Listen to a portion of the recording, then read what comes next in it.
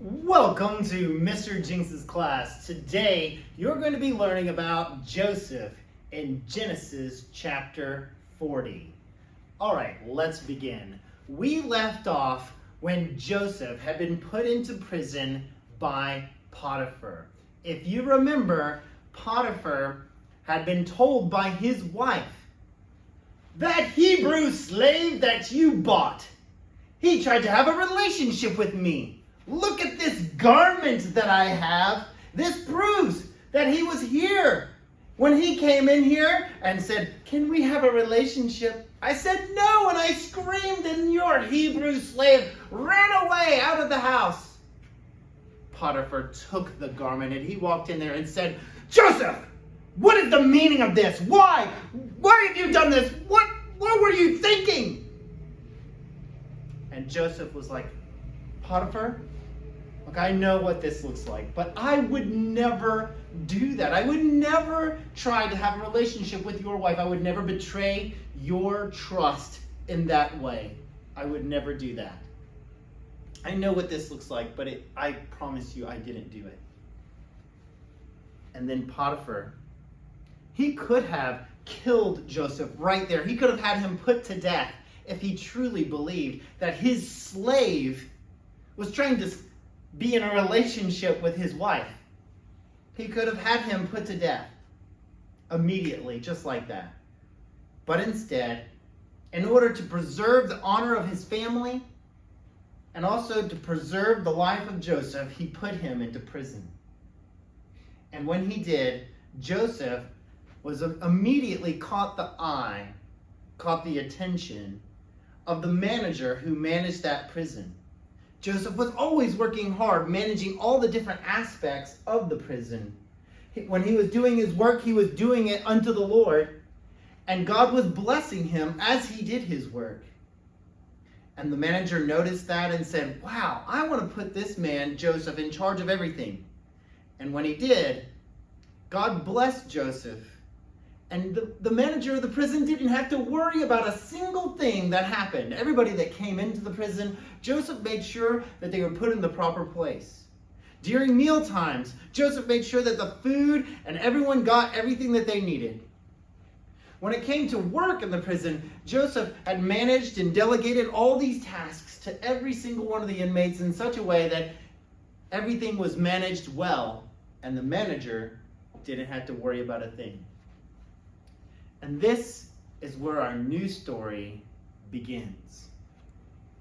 One day, the Pharaoh, the king of all of Egypt, he had gotten angry at two of his subjects, two of his servants, the royal cupbearer and the royal baker.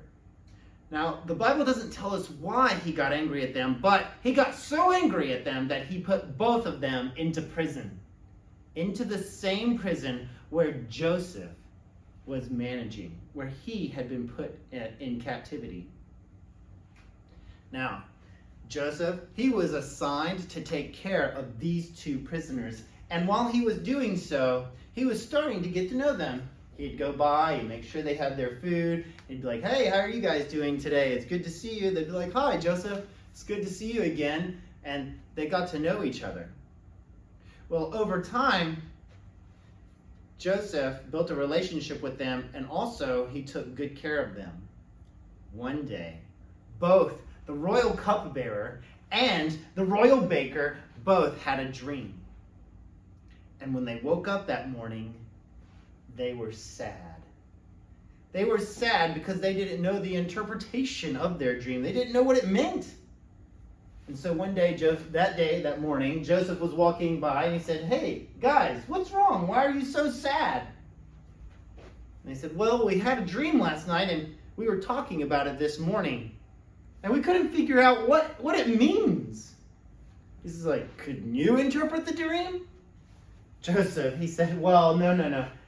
I can't interpret the dream because all interpretations belong to God. God alone is wise enough to interpret a person's dreams.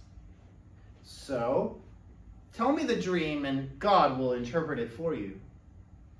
Well, then the royal cupbearer, he was first. He told his dream. He said, in my dream, there was this vine. It grew up from the ground, and it was strong and healthy. From that vine, three branches grew off of the vine. And from those branches, there were these blossoms, these beautiful flowers all over the vine. And soon, big bushels of grapes started to grow from out of those blossoms. And there were so many ripe grapes bursting forth from off of those branches that it was just unbelievably beautiful. And then the next thing I saw in my dream was Pharaoh gave me his royal cup. I took it from Pharaoh, and I went over to that beautiful vine, and I took the grapes from it and pressed those grapes into the cup and filled his cup with grape juice. And then I went back and I gave it to Pharaoh, and he took it from my hand and drank. Do you know, Joseph, what does this dream mean? And Joseph said, those three branches that you saw growing from the vine, those represent 3 days. After 3 days, Pharaoh is going to give you your job back. You're going to be working for the Pharaoh and tasting his royal drinks for him to make sure that he isn't poisoned. That's going to be your job once again. Your job will be restored to you. And you will be taken from this prison. Then the royal baker, he was excited to tell his dream because he saw that the royal cupbearer's dream had a favorable interpretation. He was like, wow, that was a really great outcome for you. I wonder if mine is going to have the same outcome. So he tells his dream all enthusiastically and happily. He says, yes, so in my dream, there were these 3 baskets. All 3 baskets were on my head. And inside those baskets were all kinds of baked goods. You had cinnamon rolls and bread and cakes and all kinds of things right there in my basket. And on top of all those things, there were these birds coming and flying down on top of the baskets, and they were eating the bread from off of the top of my head. What does my dream mean?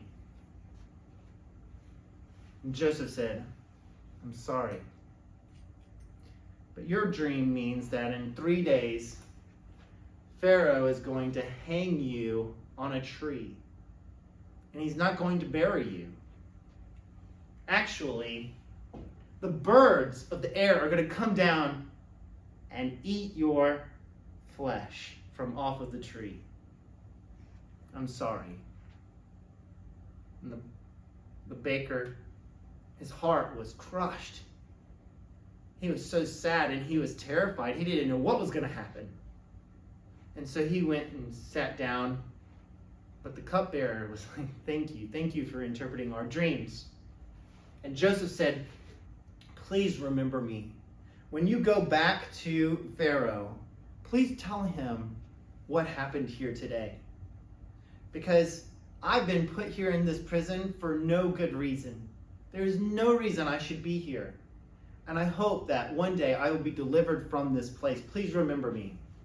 He said, sure, no problem, Joseph, I'll remember you. After 3 days, it was Pharaoh's birthday. And Pharaoh was feeling generous. He was feeling so happy because it was his birthday, and he thought, I'm going to do something good today. Oh, I know. I remember those 2 royal subjects of mine who worked for me in the past, the royal baker and the royal cupbearer. Aha, I know what I'll do. I'll let one of them go, and the other one I will hang. Oh, let's let the royal cupbearer go and come back to me, and he can have his job back. But the cupbearer, but the baker, have him hanged. So the soldiers went there that day. They went to the jail. They said, Joseph, let us have the royal cupbearer, and let us have the royal baker. Joseph said, Yes, sir. Just hold on one moment. And so he went and he got them and he brought them to the soldiers. And the Egyptian soldiers led the royal cupbearer back to the palace, where he was reinstated as the Pharaoh's cupbearer. But for the baker, he was brought out to the fields. And under a tree, they tied a rope. They put the baker onto a horse and they tied the rope around his neck. And they hanged him and left him on the tree. They came back, and the royal cupbearer, as he was performing his job, he was so filled with thanksgiving and happiness that he completely forgot about Joseph. And Joseph was left in the prison for another 2 years until Pharaoh had a dream. And this is where we'll pick up in the next video.